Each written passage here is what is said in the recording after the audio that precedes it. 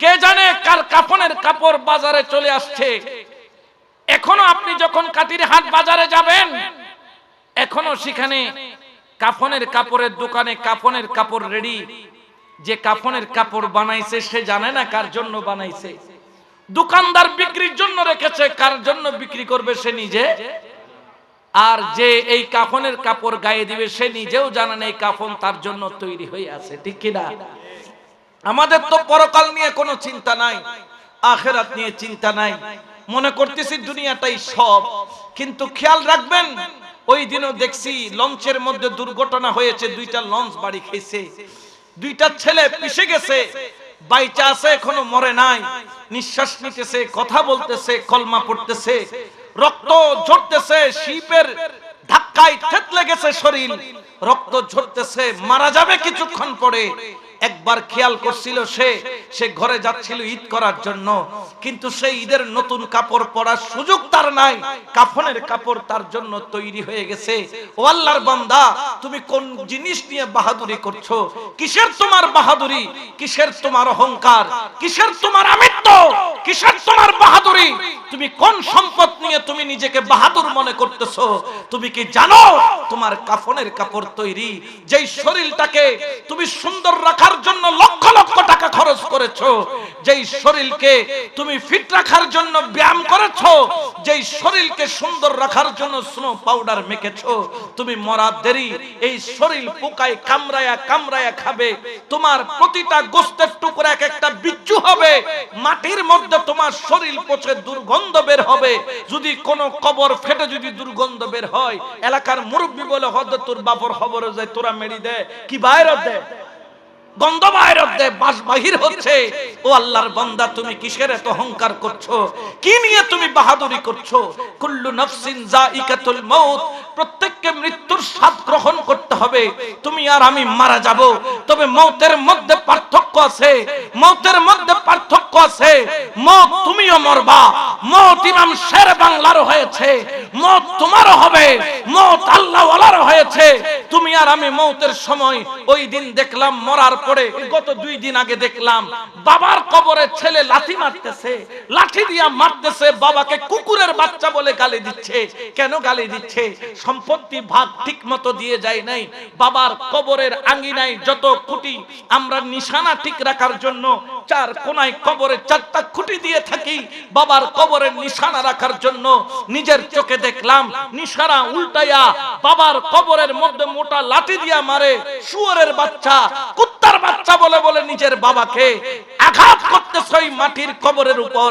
আমি দেখেছি এমন সন্তানও, মা গ্রামের বাড়িতে খাইতে পারে না, চলতে পারে না, সন্তান বিবি নিয়ে শহরে থাকে, মা খিদার যন্ত্রণা সহ্য করতে না পেরে কয়েকটা টাকা হাওলাত নিয়ে শহরে সন্তানের ঘরে গিয়েছে। সন্তান মাকে ঘরে জায়গা দেয় নাই, বললেন আমার নাতিটার সাথে একটা রাত থেকে চলে যাব। ঘরের বিবিকে ঠিক রাখার জন্য মাকে ঘাড় ধাক্কা দিয়ে শুধু বাহির করে নাই, আমি দেখলাম দুবাঙ্গা ইট নিল, দুবাঙ্গা ইট নিয়ে মায়ের পিঠের উপর এমন ভাবে মারতেছে, মা জমিনে লুটায়া পড়ল। আমার নিজের চোখের দেখা, আমাদের বাড়িতে নাম বলবো না যেহেতু মিডিয়ায় যাবে, খন্দা দিয়ে মাকে মারছে। এক আঘাতে 1 মাসের মাথায় মা কবরে চলে গেছে। ওরে তুমি কিসের বাহাদুরি করছো?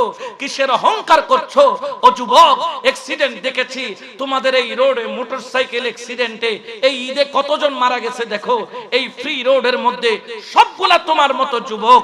ও মুরব্বী, আপনি কি দেখেন নাই কত মুরব্বীর জানাজা আপনি পড়েছেন, কতজনকে আপনি কাঁধে নিয়েছেন? আপনার কি মন চাই না মওতের সময় একবার মুস্তাফাকে দেখার জন্য? আপনার কি মন চাই না মওতের সময় দয়াল নবীর চেহারা দেখে দেখে মরার জন্য? আপনার কি মন চাই না মওতের সময় মুস্তাফা হাজার থাকার জন্য? আপনার কি হৃদয় টানে না আমি রাসূলের গোলাম, যেই রাসূল উম্মতি উম্মতি বলে কেঁদেছে, সেই রাসূলকে একটু দেখে দেখে দুনিয়া থেকে যেতে চাই? ইমাম শেরে বাংলা বললেন, সে আশেক আমি ইমাম শেরে বাংলা আছি। আমার মওতের 1 সপ্তাহ আগে আমি জবান বন্ধ করে ফেললাম, বাতিলরা বলে ইমাম শেরে বাংলার জবান বন্ধ হয়ে গেল, শেরে বাংলা কথা বলা ছেড়ে দিল, শেরে বাংলার জবান বন্ধ করে দিয়েছে। বাতিল ফেরকা কা বলে বলে এক মুরিদ এসে কাঁদতেছে, হুজুর বাতিলরা বলতেছে আপনার জবান বন্ধ, আপনি কেন কথা বলছেন না? ইমাম শের বাংলা উত্তর দেয় না। কিছুক্ষণ পরে কিছু বাতিল মৌলবী আসলো শের বাংলাকে দেখার জন্য। ইমাম শের বাংলায় ইশারা দিয়ে বললেন তাদেরকে বের করে দাও। যখন বের করে দেওয়া হলো বাতিলদেরকে, তারা যাইয়া এলাকার মধ্যে ইমাম শের বাংলার বিরুদ্ধে বলতেছে। ইমাম শের বাংলার বিরুদ্ধে যখন বলতেছে, আশেকের হৃদয় তো ভিতরে জ্বলে পুড়ে সারখার হয়ে যাচ্ছে। এসে বললেন মুর্শিদে করিম, ইমাম শের বাংলা তুমি কথা বলছো না কেন? শের বাংলা তাকিয়ে কেঁদে বলেন, কেন কথা বলবো? কার সাথে কথা বলবো? আমার মওতের সময় এসেছে, আমি আজকে এক সপ্তাহ যাবত কথা বলি না, কারণ আমি আমার ডান পাশে 24 ঘন্টা আমার দয়াল নবীকে দেখতেছি। বড় করে বলেন সুবহানাল্লাহ। চাও না মরার টাইম একটু রাসূলকে দেখার জন্য একটা আয়না লাগে, সে আয়নার নাম হচ্ছে মুর্শিদ। দেখার জন্য আয়না লাগে, সে আয়নার নাম হচ্ছে গাউসুল আজম মাইজ ভান্ডারী। দেখার জন্য আয়না লাগে, সে আয়নার নাম হচ্ছে খাজা গরিবে নওয়াজ। দেখার জন্য আয়না লাগে, সে আয়নার নাম হচ্ছে গাউসে পাক পীরানে পীর দস্তগীর। বড় করে বলেন না সুবহানাল্লাহ। এই জন্য শুন, নিজেদেরকে পরিবর্তন করার চেষ্টা করুন। শুধু ওলি আল্লাহর প্রেমিক দাবি করলে হবে না, ওলি আল্লাহর আশিক দাবি করলে হবে না। ওলি আল্লাহ যেভাবে চলে সেইভাবে নিজের জীবনকে পরিচালনা করতে হবে। এই আল্লাহর বান্দা, নবীর উম্মত, খবরদার তুমি ওলির প্রেমিক হয়ে কোনোদিন হারাম খেতে পারো না। তুমি ওলির প্রেমিক হয়ে কখনো মিথ্যা ওয়াদা করতে পারো না। তুমি ওলির প্রেমিক, কখনো তুমি ইয়াবা, ট্যাবলেট, গাঁজা, মদ, শরাব পান করতে পারো না। তুমি ওলির প্রেমিক, কখনো মেহেরবান মা বাবার সাথে বেয়াদবি করতে পারো না। তুমি ওলির প্রেমিক, কখনো 2 নাম্বার উপার্জন করতে পারো না। তুমি ওলির প্রেমিক, কখনো অন্যায় ভাবে কারো উপর জুলুম করতে পারো না।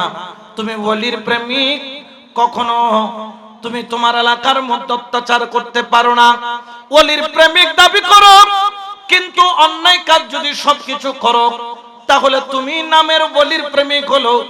কাল কিয়ামতের ময়দানে খাজা বাবা বলবেন, তোরে আমি চিনি না, কারণ আমি খাজা বাবা কোনোদিন হারাম খাই নাই, আমি তোরে চিনি না। আমি খাজা বাবা কোনোদিন মিথ্যা বলি নাই, আমি খাজা বাবা তোরে চিনি না। তুই তো মায়ের মনে আঘাত দিয়েছিস, আমি কোনোদিন মায়ের মনে আঘাত দিই না, এই জন্য তোরে আমি চিনি না। যদি আমি খাজা বাবার প্রেমিক হস, আমি খাজা যেভাবে চলি তুমি সেভাবে চলো। খাজা বাবার জীবনে কোনোদিন দুনিয়ার লোভ করে নাই, একমাত্র লোভ করছে আল্লাহর। খাজা বাবা দুনিয়ার তালেব ছিল না, একমাত্র তালেব ছিল আল্লাহর। খাজা বাবা দুনিয়ার ধন সম্পত্তি করে নাই, তিনি সম্পত্তি করেছে রুহানিয়তের। খাজা বাবা দুনিয়ার উপার্জন করে নাই, যা উপার্জন করেছে আল্লাহর রাস্তায় খরচ করে দিয়েছে। কারণ কি? তিনি জানেন তিনি দুনিয়াতে এসেছেন একা, যাবার সময় 3 টুকরা কাফনের কাপড় ছাড়া নেওয়ার মতো কোনো সম্পদ নাই। খাজা বাবা জানে কাফনের কাপড়টা সাদা দিয়েছে, অন্তর যদি সাদা না হয়, ওই কাফনের কাপড় সাদা হইয়া কোনো লাভ নাই। আমার খাজা বাবা বলেন, কাফনের কাপড় সাদা করার আগে তোমার অন্তরটারে সাদা করো। ও খাজা গরিবে নওয়াজ, কিভাবে অন্তরটারে সাদা করব? আল্লাহর ওলির কদমে যাও, আল্লাহর ওলির সোহবতে যাও, আল্লাহর ওলির নিসবতে যাও। তারা যেভাবে চলে তুমিও সেভাবে চলো। আল্লাহর ওলিদের চলা অনুসরণ করা তুমি যদি সঠিকভাবে করো, শুধু কাফনের কাপড় সাদা নয়, তোমার অন্ধকার কলবটাও সাদা হয়ে যাবে। বড় করে বলেন সুবহান। ইয়া আইয়ুহাল্লাযীনা আমানুত্তাকুল্লাহা ওয়া কুনু মা'আস সাদিকিন। হে ঈমানদারগণ, তোমরা আল্লাহকে ভয় করো, তাকওয়া অর্জন করো, তোমরা তাকওয়াবান হও। ওয়া কুনু মা'আস সাদিকিন, এবং তোমরা ওলি আল্লাহর সঙ্গী হয়ে যাও, ওলি আল্লাহর সাথী হয়ে যাও, ওলি আল্লাহর দরবারে চলে যাও, ওলি আল্লাহর কুরবতে চলে যাও। সুবহানাল্লাহ বলেন না? কারণ ওলি আল্লাহকে ক্ষমতা দান করেছেন কে? আর একটু জোরে বলেন না। অনেকে বলেন আল্লাহ পাক রব্বুল আলামিন ছাড়া আল্লাহর দুনিয়ার কারো কাছে কোনো মাখলুকাতের আর কোনো ক্ষমতা নাই, একমাত্র আল্লাহই ক্ষমতাবান। আমরা বলি অবশ্যই আল্লাহ ক্ষমতাবান, কুল্লি শাইইন কাদির হলো আল্লাহ। কিন্তু আল্লাহ যাকে ক্ষমতা দান করেন, আল্লাহ যাকে দয়া করেন, আল্লাহ পাক রব্বুল আলামিন যার প্রতি দয়ার দৃষ্টি করেন তাকেও ক্ষমতা দিতে পারে কি পারে না? যেমন ধরেন ওহী হলো কোরআন, এটা কালাম কার? আল্লাহর, বলেন না কালাম কার? 30 পারা কালাম, এগুলা কার কুদরতি কথা? আল্লাহর কুদরতি কথা। এই কালামগুলার সাথে পৃথিবীর কোনো কথার কোনো সমান হতে পারে? কিন্তু আল্লাহ পাক রব্বুল আলামিন এই কালামগুলা পাঠিয়েছেন হযরত জিবরাইল আলাইহিস সালামের মাধ্যমে। হযরত জিবরাইল হলো আদান প্রদানকারী বাহক। আচ্ছা বলেন তো, আল্লাহর কালামের ওজন নেওয়ার ক্ষমতা পৃথিবীর বুকে পাহাড়েরও ছিল না, কিন্তু জিবরাইল তুমি কেমনে বাহন হলা, কেমনে তুমি আদান প্রদান করলা? বলে আমাকে আনা নেওয়ার ক্ষমতা আমার আল্লাহ দান করেছেন। বড় করে বলেন সুবহান। হযরত মিকাইল আলাইহিস সালাম, আল্লাহ যাকে ক্ষমতা দান করেছেন, যার আল্লাহ পাক রব্বুল আলামিন যাকে জিম্মেদারি দিয়েছেন, এই যে পৃথিবীর বুকে কোথায় বৃষ্টি হবে, কোথায় বাতাস হবে, এগুলা কিন্তু হযরত মিকাইল আলাইহিস সালামের নিয়ন্ত্রণে। সুবহানাল্লাহ বলেন না। কিন্তু বৃষ্টি দেয় কে? বৃষ্টি দেওয়ার মালিক কে? কিন্তু আল্লাহ বলেন ও মিকাইল, মালিক হলাম আমি আল্লাহ, কিন্তু তোমাকে আমি আল্লাহ স্পেশাল ক্ষমতা দান করলাম। পৃথিবীর যেখানে যেখানে বৃষ্টি প্রয়োজন, তুমি যেখানে যেখানে বলবা সেখানে সেখানে বৃষ্টি হবে। আমি আল্লাহ তোমাকে সেই ক্ষমতা দিলাম। তার মানে কি হযরত মিকাইল কি আল্লাহ হয়ে গেল? জোরে বলেন না, আল্লাহ হয়ে গেল না। কারণ আল্লাহ যাকে ক্ষমতা দেন, আল্লাহ যাকে দয়া করেন, এটা হলো আল্লাহর অধীনস্থ ক্ষমতা। শুধু তাই নয়, হযরত ইসরাফিল আলাইহিস সালাম, যাকে আমার আল্লাহ একটা শিঙ্গা দিয়েছেন, যেই শিঙ্গাটা ধরে তিনি এখনো বসে রয়েছেন, ঠিক কি না? কি দিবেন? ফু দিবেন বলেন না, কি দিবেন? আচ্ছা বলেন তো, হযরত ইসরাফিল আলাইহিস সালাম শিঙ্গার মধ্যে একটু ছোট করে কিনা ফু দিবেন। ফু দিলে পৃথিবী কি হয়ে যাবে? ধ্বংস হবে বলেন না, কি হবে?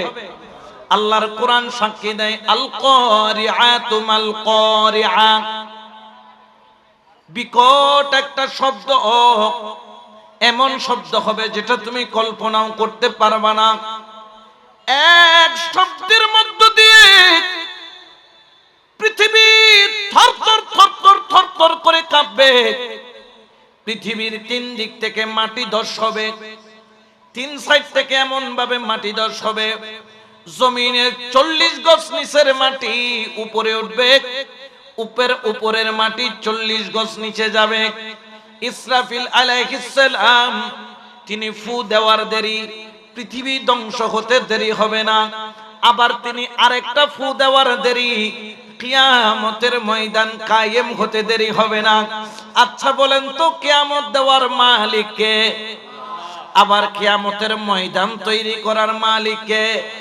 কিন্তু আমার আল্লাহ বলছেন, ইসরাফিল তুমি ফু দিবা, আমি আল্লাহ পাক রব্বুল আলামিন যখন কিয়ামত সংগঠিত করব, তোমার ফু দেওয়া ছাড়া, ওই আওয়াজ ছাড়া কিয়ামত সংগঠিত হবে না। তার মানে কি কিয়ামত ঘটানোর ক্ষমতা কি আল্লাহর নাই? আছে, কিন্তু আল্লাহ যাকে চায় ক্ষমতা দিতে পারে কি পারে না? ঠিক তদ্রূপ ভাবে আল্লাহ জমিনের বুকে যেই রকম আরশ মুআল্লার মধ্যে আল্লাহ বিশিষ্ট 4 জন ফেরেশতা, জিবরাইল, মিকাইল, ইসরাফিল, আজরাইল, 4 জন ফেরেশতাকে 4 ধরনের ক্ষমতা দান করেছেন। এরা হচ্ছে ফেরেশতাদের মধ্যে মহান। জমিনের বুকে আল্লাহ পাক রব্বুল আলামিন আল্লাহর কিছু পয়গম্বরকে, আল্লাহর কিছু ওলিকেও ক্ষমতা দান করেছেন। এরা হলো মানব জাতির মধ্যে মহান। নবীদের মধ্যে যিনি মহান তিনি হলো রাহমাতুল লিল আলামিন, এবং ওলি আল্লাহদের মধ্যে মহান অনেক ওলি আল্লাহ আছে, যেমন আমার গৌসে পাক, যেমন আমার খাজা গরিব নওয়াজ, যেমন আমার গৌসুল আজম মাইজভান্ডারী, যেমন ওলি আল্লাহগণ এক একজন এক এক জায়গায় ক্ষমতাবান, তবে তারা আল্লাহর দেওয়ায় ক্ষমতায় ক্ষমতাবান। আমার আল্লাহ বলেন যে এইরকম তোমার মোবাইলটা নষ্ট হলে ঠিক করার জন্য সিম যদি ফাংশন ঠিক মতো না চলে, আপনি যদি রবি কোম্পানির সিম ব্যবহার করেন, মোবাইল আর সিমটা নিয়ে রবি কোম্পানির কাছে যান, সমস্যা থাকলে কম্পিউটারের মধ্যে ঢুকাইয়া সাথে সাথে সমাধান করে দিতে পারে। আপনি যদি গ্রামীণ ফোনের সিম ব্যবহার করেন, আপনি গ্রামীণের দোকানে যান, গ্রামীণের এজেন্টের কাছে গেলে সেখানে সেই সমস্যার সমাধান করে দিতে পারে। আপনি যদি বাংলা লিংক চালান, আপনি যদি ওয়ারি চালান, আপনি যদি টেলিটক চালান, যার যার একটা নির্দিষ্ট বুথ আছে, সেখানে চলে যান, সমস্যার সমাধান করে দিবে। আমার আল্লাহ বলেন, ও জগতের মানুষ, আমি আল্লাহ জমিনের বুকে আমার কতগুলো নির্দিষ্ট স্থান দেখেছি, যেখানে গেলে তোমার সিম ঠিক হবে। তবে দুনিয়ার মোবাইলের হৃদয় হলো সিম, আর মানুষের শরীরের রাজধানী হলো কলব। সুবহানাল্লাহ বলেন না? এই কলবটাকে যদি ঠিক করতে চাও, এই সিম নষ্ট সিম, যেই সিমটা নষ্ট হয়ে গেলে কানেকশন যোগাযোগ বন্ধ হয়ে যায়, কলব নামের সিম যদি নষ্ট হয়ে যায়, আল্লাহর সাথে বন্দার কানেকশন নষ্ট হয়ে যায়। এই জন্য তুমি তাড়াতাড়ি আমি আল্লাহর স্টেশনগুলোর মধ্যে চলে যাও। এক সিমের নাম হলো কাদেরিয়া, এক সিমের নাম হলো চিস্তিয়া, এক সিমের নাম হলো কলন্দরিয়া, এক সিমের নাম হলো মুজাদ্দিদিয়া, এক সিমের নাম হলো মাইজভান্ডারিয়া। এই রকম কতগুলা আমি আল্লাহর স্পষ্ট কতগুলা, যেখানে গেলে সমস্যার সমাধান হয়। আমি আল্লাহ কতগুলা স্টেশন দিয়ে দিলাম, কতগুলা তোমাদেরকে রিহ্যাব সেন্টার দিয়ে দিলাম, কতগুলা তোমাদেরকে বুথ দিয়ে দিলাম। যারা বাংলাদেশে আসো, মাইজভান্ডার যাও, ইন্ডিয়াতে আসো, আজমিরে যাও, ইরাকে আসো, গৌসে পাকের দরবারে যাও, এক এক জায়গায় এক একজনকে ফিট করে দিলাম। তোমরা সেখানে যখন যাবা, যেরকম নষ্ট সিমকে ভালো করা হয়, সেই রকম তোমার এই অন্ধকার কলবকে আলোকিত করা হয়। নষ্ট সিম যদি চালু হয়, কল আসে আর যায়, কোনো বাধা আসে না। কলবটা যদি ঠিক হয়, তুমি বাংলাদেশে বসে মদিনাওয়ালার সাথে প্রেমের আলাপ করতে পারবা। বড় করে বলেন না সুবহান।